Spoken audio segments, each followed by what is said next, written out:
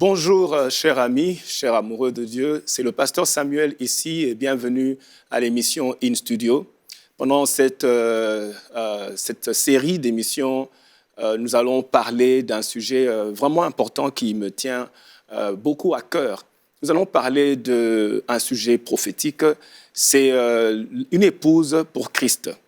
Et je voudrais, avant d'introduire ou bien d'entrer dans le vif du sujet, vous donner un peu le background. C'est un sujet prophétique, et quand je dis prophétique, je ne suis pas vraiment en train de parler dans le sens de parler des événements futurs. Je voudrais beaucoup plus parler dans le sens de discerner la volonté de Dieu pour cette saison et la saison dans laquelle nous sommes. Vous voyez, Dieu travaille avec les saisons et c'est important de connaître, de comprendre les saisons. Et l'une des raisons importantes pour laquelle il faut connaître les saisons, c'est parce qu'une saison détermine ce que tu dois faire. Connaître la volonté de Dieu et connaître la saison va décider ce que tu dois faire dans la saison. La Bible nous dit dans le livre de 1 Chroniques, chapitre 12, verset 32. La Bible dit ceci, je vais lire. Les fils d'Issachar, des fils d'Issachar ayant l'intelligence des temps pour savoir ce que devait faire Israël. Les fils d'Issachar ayant l'intelligence des temps pour savoir ce que devait faire Israël. Vous voyez que ce que tu dois faire est déterminé par le temps ou les saisons. Donc, ce que tu dois faire est déterminé par le temps. Et donc, c'est important de connaître les temps, de comprendre les saisons et discerner la volonté de Dieu pour une saison, pour un temps.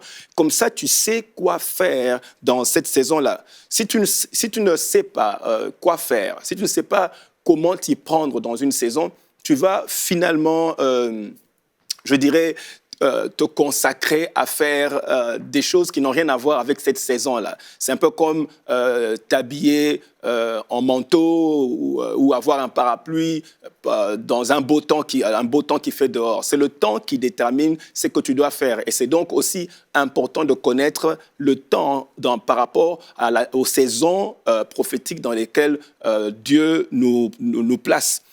Alors, vous verrez par exemple qu'Israël a raté une saison prophétique parce qu'il n'avait pas discerné le temps.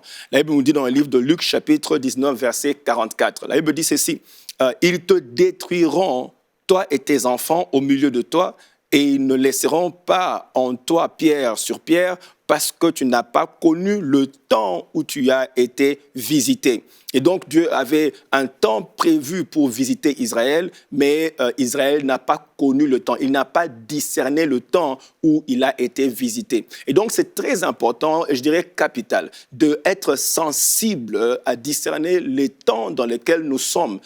Ces temps-là amènent les provisions, amènent le plan de Dieu, ou permet au plan de Dieu de se déplier. Et quand nous comprenons le temps et les saisons, nous pouvons alors bénéficier de choses que Dieu a prévues pour nous dans cette saison-là. D'ailleurs, même, c'est ce que les fermiers font. Les fermiers attendent le moment favorable, le temps qu'il faut pour planter et puis attendre la récolte. Et tout ça, c'est dans un cycle de temps et de saison qui peuvent te permettre de travailler. Tu dois attendre le temps et la saison pour savoir quoi faire et bénéficier du temps et de ce que le temps va t'apporter.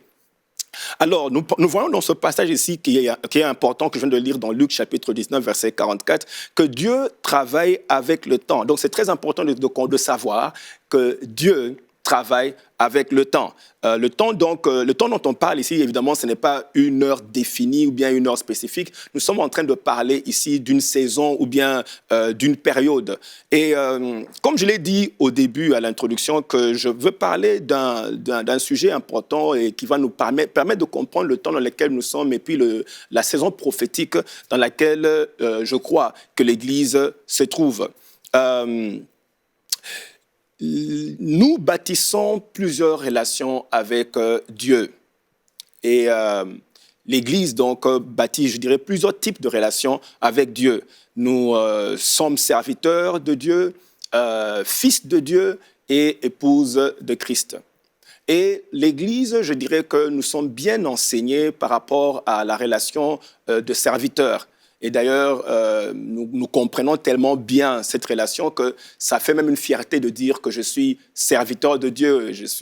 Et les gens sont fiers de le dire parce qu'ils comprennent le contexte, ils comprennent ce que ça veut dire. Mais il y a aussi la relation de fils. Et cette relation de fils-là, nous la connaissons aussi bien. Il y a eu beaucoup d'enseignements sur ça. On a beaucoup enseigné sur ça. Et donc, nous comprenons et connaissons cette relation-là. Au point où même que les sœurs dans l'Église ont facile à comprendre leur position en tant que fils. Donc, on peut tous comprendre que nous sommes fils de Dieu et donc on n'a pas de problème avec ça. À cause des enseignements, il y a assez d'enseignements qui nous permettent de comprendre cette position-là et même jouir des bénéfices de cette position-là. Mais je trouve que la position d'épouse n'est pas très débattue dans l'Église. On n'en parle pas beaucoup. Il y a peut-être moins d'enseignements sur ce sujet-là que les autres sujets que j'ai cités plutôt de serviteurs de Dieu ou bien, je dirais, de serviteurs de Dieu justement, ou bien de fils. On comprend bien tout ce contexte. Il y a assez d'enseignements et donc on peut facilement bénéficier de ça. Mais par rapport au sujet donc, de l'épouse de Christ, c'est un sujet qui n'a pas assez d'enseignements et donc il n'y a pas beaucoup de connaissances. Et donc je pense aussi que par manque de connaissances, on ne peut pas vraiment en bénéficier. Et je pense qu'il y a une raison pour cela. Il y a une raison il y a une raison la raison pour laquelle il n'y a pas assez d'enseignements sur ça. Et je crois que la raison, c'est parce que le Saint-Esprit a prévu une saison où il va amener beaucoup plus de lumière sur cette révélation-là. Et je crois que nous sommes dans cette saison où le Saint-Esprit est en train vraiment de placer un zoom, d'insister sur cette relation de l'épouse de Christ, ou bien de Christ l'époux et de l'Église en tant qu'épouse. Et je crois que c'est vraiment le moment où la saison où l'Église est vraiment en train de passer à cette dimension-là. Et les enseignements appropriés, Dieu est vraiment en train d'envoyer ces enseignements-là où de nous ouvrir l'intelligence sur ça. Et je crois que cet enseignement fera partie de nous équiper vraiment à comprendre cette relation importante et la saison dans laquelle nous sommes. Paul nous parle de cette relation dans le livre de Éphésiens, chapitre 5, verset 31. Et je vais lire ce passage. Il me dit ceci: « C'est pourquoi l'homme quittera son père et sa mère et s'attachera à sa femme, et les deux deviendront une seule chair. Ce mystère est grand, je dis cela par rapport à Christ et à l'Église. » Vous voyez, ce passage ici, nous le lisons souvent, on le lit souvent dans les mariages, dans les cérémonies de mariage, l'homme quittera son père et sa mère et s'attachera à sa femme. Mais Paul dit que non, ça n'a vraiment rien à voir avec le mariage d'un homme, une femme. Lui, il prend ce passage et directement, il le met dans le contexte de la relation de l'Église avec Christ. Il dit ce que vous voyez là, ce qu'on dit de Adam et Ève, l'homme quittera son père et sa mère, s'attachera à sa femme. Et il dit, ça a à voir, il dit, c'est un grand mystère. Et puis il dit, je dis cela par rapport à Christ et à l'Église. Donc il dit que ce passage se réfère à Christ et à l'Église. Donc il est en train de parler ici de la relation de l'épouse et l'épouse qui est l'Église et l'époux qui est Christ. Et donc, c'est une relation, en fait, qui n'est pas nouvelle, ce n'est pas une nouvelle révélation, en fait, mais c'est une vérité qui est dans la parole de Dieu, sur laquelle le Saint-Esprit est en train de mettre un zoom, ou bien est en train de amener à la surface pour que l'Église puisse comprendre et commencer à marcher vraiment dans cette dimension et bénéficier de cette dimension d'épouse. Alors, je disais tout ça pour nous aider à comprendre que, il y a une dimension qu'on doit comprendre de notre relation avec Dieu, c'est la dimension de l'épouse. Et deux, je disais tout ça pour qu'on puisse comprendre que ces choses prennent place dans une saison et je crois que l'Église est dans cette saison-là, ou dans ce temps-là. Et à cause de ce temps-là, il y a des choses qu'on doit comprendre pour maximiser et bénéficier du temps dans lequel nous sommes en train de marcher avec Christ. Alors, je veux maintenant entrer dans le sujet, peut-être introduire et vous donner beaucoup de background. Donc, je vais donner beaucoup de versets.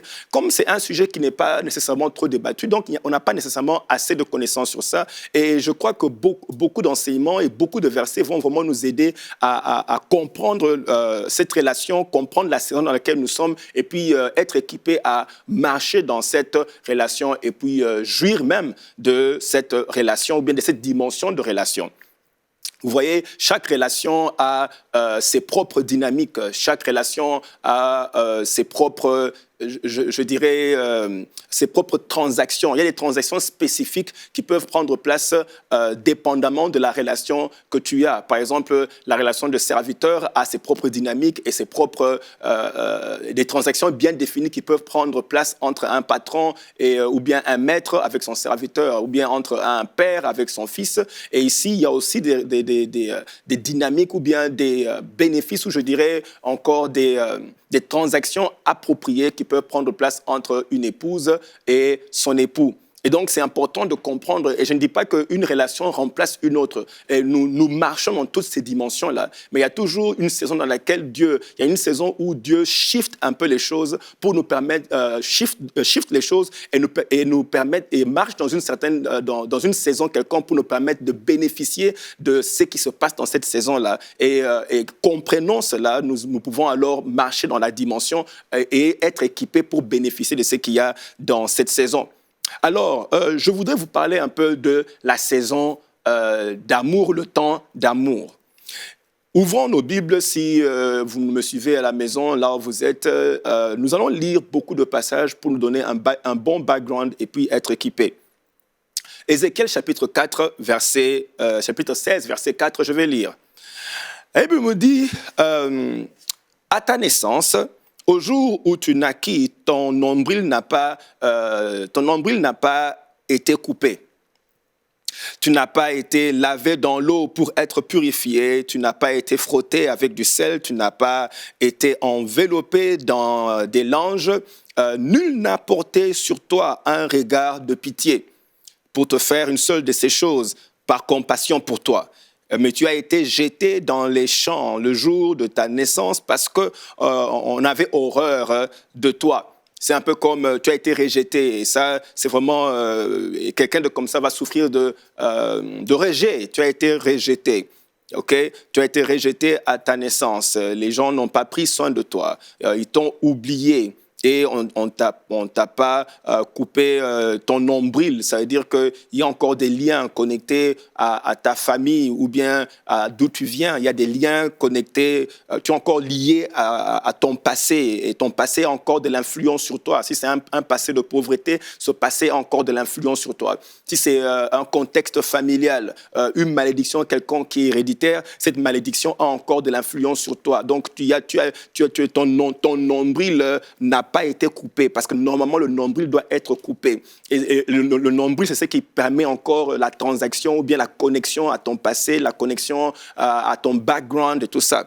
Et Dieu dit ici qu'on n'a pas coupé ton nombril, donc tu es encore connecté à ton passé. Ton passé a encore de l'influence sur toi. La malédiction qui était dans ta famille est encore connectée à ta vie. Et puis il dit, personne n'a fait l'une de ces choses. Et puis il dit, tu étais même rejeté et on avait horreur de toi. Et puis il continue. Il dit, je passais près de toi. Je t'ai aperçu. Oh là là, gloire au Seigneur. Déjà même en voyant ça, ça me fait chaud. Je suis excited, comme on dit en anglais. Il dit, je passais près de toi. Je t'ai aperçu, baigné dans ton sang, et je te dis, vis dans ton sang. Ah, gloire au Seigneur. Dieu te regarde et dit, tu ne vas pas mourir. Quelle que soit la malédiction ou ce qui est attaché à ta vie, il dit, tu ne vas pas mourir. Quel que soit le background d'où tu viens, ce background ne va pas étouffer ta vie. Il dit, vis dans ta vie. Tout ce que Dieu a à faire, c'est déclarer une parole et tu vas vivre. Et il dit ici, j'ai dit, vis dans ton sang. Tu es encore dans la situation, mais la situation ne va pas étouffer ta vie. Lui, Dieu atterrit dans ce problème et tout ce qu'il dit, c'est déclarer une parole de vie. Je bénis le Seigneur pour cela. Et si tu me suis là où tu es, déclare un peu un grand amen. Alors, donc, il dit, je passais près de toi, je t'ai aperçu baigné dans ton sang. Je te dis, vis dans ton sang, vis dans ton sang. Et puis, il dit, je te multipliais par des milliers, comme les herbes des champs. Et tu pris de l'accroissement, tu grandis. Tu devins d'une beauté parfaite. Gloire au Seigneur. Il dit, tes seins se formèrent, ta chevelure se développa, mais tu étais nu, entièrement nu. Alors, il dit, écoute, quand j'étais pris, quand j'ai déclaré la vie sur toi, et si, quand il parle de la vie, il parle du salut, il dit, bon, tu étais encore connecté à ton passé, tu étais encore, ton passé te poursuivait, et voulait étouffer ta vie. Mais il dit, là, maintenant, moi, je suis venu. Quand je t'ai vu, je passais par là, malgré que les gens t'ont rejeté, malgré que les gens t'ont oublié, malgré que les gens t'ont disqualifié, mais moi, quand je suis venu, et peut-être qu'ils t'ont laissé mourir là où tu es, ils vont dire c'est fini pour lui, c'est fini pour elle, il n'ira pas loin. Mais moi, quand Dieu, je suis venu, pendant que tu étais encore dans la situation, j'ai déclaré une parole de vie. J'ai dit vis dans ton sang. C'est-à-dire tu ne vas pas mourir, tu vas vivre. Mais Dieu va plus loin. Il dit je ne m'arrête pas là. Je vais maintenant, il dit je t'ai multiplié par des milliers. Comme l'herbe des champs, tu as pris de l'accroissement. Et donc, Dieu a commencé à investir. Tu as grandi, tu deviens d'une beauté parfaite. Tes seins se formèrent, ta chevelure se développa, mais tu étais nu, entièrement nu. Tu n'as pas encore atteint le niveau qu'il faut. Bien que j'ai déjà commencé à faire un travail en toi et tu as commencé à grandir et j'ai investi en toi. Et puis, il continue. Il dit, j'ai passé près de toi. Cette partie, il faut vraiment écouter très bien. Il dit, je passais près de toi, je te regardais et voici ton temps était là, le temps des amours. Ah, c'est de ça que je voulais vraiment parler. Il dit, parce qu'il y a un temps, c'est comme un temps prophétique, une saison. Donc, Dieu faisait un travail et il investissait. Et puis, la saison est arrivée. Il dit, ton temps est arrivé. Il appelle ce temps le temps des amours.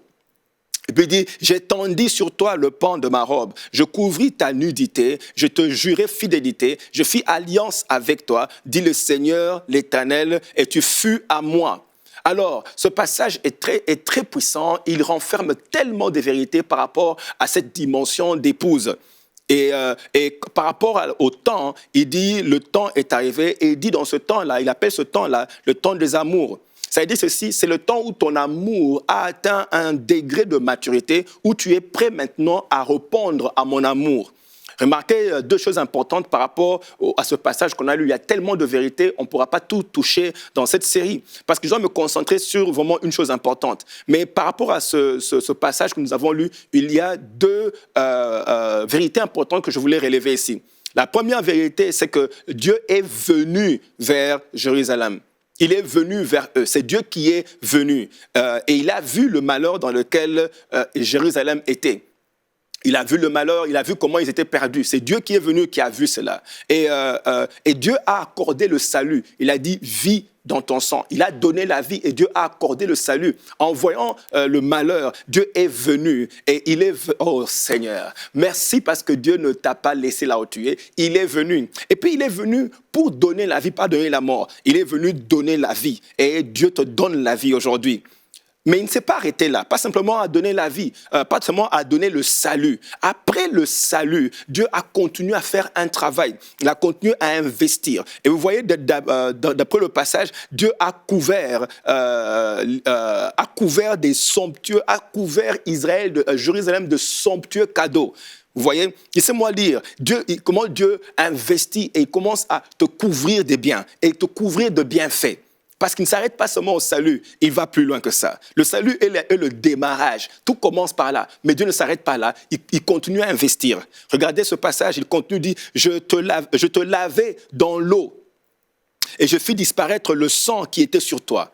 Et je t'oignis avec de l'huile. Je te donnais des vêtements brodés et une chaussure de peau teinte en bleu. Je te ceignis de fin lin. Je te couvris de soie.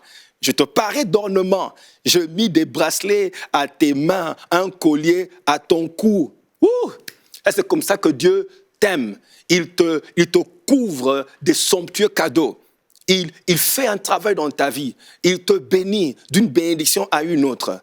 La grâce, il te couvre de grâce, il te couvre de bienfaits. Les bontés de l'Éternel, il les renouvelle chaque matin. Et tout ça, il le fait à cause de l'amour qu'il a pour toi. Il continue, il dit, j'ai mis un anneau à ton nez, des pendants à tes oreilles, une couronne magnifique sur ta tête. Ainsi tu parais d'or, d'argent, et tu fus vêtu de fin lin, de soie et d'étoffe brodée. La fleur d'argent, de farine, le miel et l'huile furent ta nourriture. Même la nourriture, Dieu a fait attention à ça. Et tu étais d'une beauté accomplie, digne de la royauté. Et ta renommée s'est répandue parmi les nations à cause de ta beauté, car elle était parfaite grâce à l'éclat dont je t'avais orné, dit le Seigneur. Dieu dit, j'ai fait tout ça, j'ai investi en toi. J'étais béni. Tous les matins, il y a une nouvelle grâce qui atterrit sur toi. Dieu dit ceci, j'ai fait toutes ces choses. Dieu a fait toutes ces choses pour continuer à investir et prouver son amour. Et Dieu attendait une chose. En faisant toutes ces choses, Dieu voulait en fin de compte, recevoir l'amour. En fait, ce que Dieu faisait, il développait et investissait dans l'amour. Vous voyez, l'amour que nous donnons, l'amour que nous offrons à Dieu, en fait, vient vraiment de Dieu. C'est une sémence que Dieu dépose en nous. La Bible nous dit dans le livre de Romains, chapitre 5, verset 5, que le Saint-Esprit a déposé l'amour en nous. Okay? Alors, et quand l'amour de Dieu vient en nous, il vient en forme de sémence. C'est une sémence qui a besoin d'être développée, nourrie et arrosée. Alors, Dieu fait des choses dans nos vies, et ces choses-là, les témoignages, et tout ce que Dieu est en train de faire dans nos vies, c'est pour nous amener au point où on comprend, nous pouvons comprendre qu'il nous aime vraiment, et notre amour pour lui commence et se développe en ce moment-là, et on peut réagir et répondre à son amour. C'est pour ça qu'en faisant toutes ces choses-là, que Dieu était en train de faire, plus tard, en faisant toutes ces choses par le salut, il dit, ton temps est arrivé, le temps des amours. Ça veut dire que Dieu savait qu'en investissant comme ça, l'amour va grandir et tu pourras atteindre la saison qu'il faut où tu peux répondre à l'amour de Dieu. Donc, autrement dit, tout ce que Dieu est en train de faire dans ta vie actuellement, il est en train de développer ton amour. Et Dieu aussi attend maintenant que tu répondes par un amour ou que tu tombes aussi amoureux de lui. Donc Dieu attend que tu tombes amoureux de lui. Regardez, et puis il continue. Regardez ce qui se passe quand Jésus-Christ ressuscite, quand il revient après sa résurrection. Après sa résurrection, Jésus-Christ rencontre les disciples et puis pose une question qu'il n'avait jamais posée tout le temps qu'il était sur la terre avec eux. Et il pose la question particulièrement à Pierre. Il pose la question à Pierre. Pierre, m'aimes-tu? Une question qu'il n'avait jamais posée avant. Il n'avait jamais posé la question pour savoir s'il l'aimait. Mais Jésus ressuscite et puis il revient. Et puis pose la question à Pierre, m'aimes-tu? Ça veut dire que Jésus s'attendait. Il s'est dit, après t'avoir sauvé et après avoir fait tout ce que j'ai fait, après la mort de la croix, la résurrection, maintenant tu peux voir que je t'aime. Parce qu'en fait, la mort à la croix était l'ultime preuve et démonstration de mon amour pour toi. Maintenant que tu as vu que je t'aime, maintenant j'attends que tu puisses aussi m'aimer en retour. Donc l'amour, donc, c'est le fruit que Dieu est en train de rechercher quand il investit en nous, quand il nous donne des biens, quand il nous guérit, quand il nous sauve, le salut, tout ce que Dieu est en train de faire dans nos vies, il est en train d'investir pour après qu'on puisse réagir et répondre à son amour. C'est pour ça qu'il dit que le temps est arrivé, le temps ou la saison où tu vas maintenant m'aimer. La deuxième chose que je voudrais qu'on puisse prélever de ce passage, c'est non seulement qu'il y a le fait qu'il y a la saison, le temps où Dieu maintenant vient, je dirais, collecter l'amour ou bien cueillir le fruit de l'amour de nos vies, où nous devons répondre à l'amour de Dieu, parce que c'est ce qu'il attend. Bien aimé, je voudrais insister sur le fait que Dieu attend que nous puissions l'aimer. Il attend qu'on puisse réagir et l'aimer en retour sur base de tout ce qu'il a fait. Il a déjà investi l'amour en nous. L'amour que nous offrons à Dieu, ce n'est pas un amour que l'on va fabriquer. C'est l'amour que lui a déjà investi en nous par le Saint-Esprit. Et cet amour s'est développé par tout ce qu'il a fait, tout ce qu'il fait tous les jours dans nos vies. À partir du salut, on peut voir son amour. Et à cause de ça, maintenant Dieu veut cueillir l'amour et nous pouvons alors répondre à cet amour-là et produire ce fruit d'amour. C'est ce que Dieu attend. C'est pour ça qu'on a vu dans ce passage comment il a investi. Et maintenant, il dit, j'ai vu maintenant que le temps est arrivé, le temps des amours. Et donc, principalement, ce que Dieu attend, alors c'est qu'on puisse l'aimer. Et le deuxième point maintenant dans ce passage, c'est une chose vraiment importante que je trouve très remarquable, c'est le contexte de cet amour, le cadre de cet amour. Le cadre de cet amour n'est pas juste un amour général, aimer les frères et sœurs, non. Vous voyez ici, dans le cadre de cet amour, le contexte de cet amour, c'est le mariage. Le contexte de l'amour, c'est le mariage. Et Dieu était en train d'attirer Jérusalem dans une relation amoureuse. Donc, c'était une relation amoureuse dans laquelle Dieu était en train d'attirer Jérusalem. Ce n'était pas juste aimer comme ça, c'était une relation amoureuse. J'insiste, une relation amoureuse et donc le mariage. C'est exactement ce que Dieu recherchait. Quand vous lisez plusieurs passages qui sont dans ce texte qu'on a lu, par exemple, le passage ici, écoutez les termes que Dieu utilise. Les termes que Dieu utilise, par exemple, ici, c'est « j'étais multiplié par 10 milliers, comme l'herbe des champs. Tu as pris de l'accroissement, tu as grandi. » Tu devins d'une beauté parfaite. Tes seins se formèrent, ta chevelure se développa. Vous voyez bien que c'est une relation amoureuse entre un homme et une femme. Et c'est le contexte de cet amour-là. Écoutez encore la suite. Le verset 8 explique encore mieux. La Bible dit, je passais près de toi, je te regardais et voici ton temps était là, le temps des amours. Ton temps était là, le temps des amours. Tu as développé maintenant l'amour et je peux maintenant venir cueillir l'amour. Mais il insiste, il dit, j'ai tendu sur toi le pan de ma robe. Ça, c'est très important parce que dans la culture juive, quand on tend tendre le pan de la robe ou bien tendre la partie inférieure de son vêtement sur quelqu'un d'autre signifiait deux choses, la protection et le fiançailles. Il dit, je tends ma robe. Et quand Dieu dit, j'ai tendu ma robe sur toi, c'est que je te réclame comme ma fiancée ou je te réclame en mariage. C'était quelque chose qui était compris partout en Israël. D'ailleurs, vous verrez dans le livre de Ruth, chapitre 9. C'est ce que Ruth a demandé à Boaz. Ruth demande à Boaz de tendre le pan de sa robe sur elle. Il dit, écoutez, je vais lire, il dit, je suis Ruth, ta servante, et tends ton aile sur ta servante, car tu as le droit de rachat. OK, donc il dit, Ruth rappelle à Boaz que tu es en fait, tu as le droit de rachat et tends ta robe sur moi ou bien épouse-moi. Et Boaz comprenait très bien ce que ça voulait dire. Donc Dieu dit à Israël, j'ai investi en toi, maintenant j'attends l'amour, je viens cueillir l'amour, mais c'est dans le contexte du mariage. Donc, cette relation de mariage est bien, comment je dirais, dessinée dans la parole de Dieu, est bien tissée dans la parole de Dieu depuis Genèse. Elle est bien tissée, et même jusque quand on va dans l'Apocalypse, on commence à parler des noces de l'agneau. Et quand vous lisez, par exemple, dans Ézéchiel, chapitre 16, verset 8, lui-même Dieu dit, « J'ai tendu sur toi le pan de ma robe, j'ai couvri ta nudité, je te jurai fidélité et je fis alliance avec toi. » Dit le Seigneur, l'Éternel, et tu fus à moi. C'est-à-dire, j'ai fait alliance. Et l'alliance ici était l'alliance de mariage. Et il dit, tu fus à moi. Comme pour dire, cette histoire est une histoire d'amour. Je suis amoureux de toi et maintenant je vois, après ce que j'ai investi en toi, je viens cueillir le fruit de l'amour, tu réponds à mon amour. La saison est arrivée, la saison prophétique, la saison où tu réponds à mon amour et tu es à moi, à moi. Et je sais que l'Église est entrée dans cette saison ici. Tout ce que Dieu a fait dans l'Église depuis que l'Église a commencé. Il y a plusieurs mouvements de l'Esprit qui ont agi dans l'Église. Dieu était en train de préparer l'Église pour les temps comme ceci. On a vu de grandes choses dans les mouvements prophétiques de l'Église.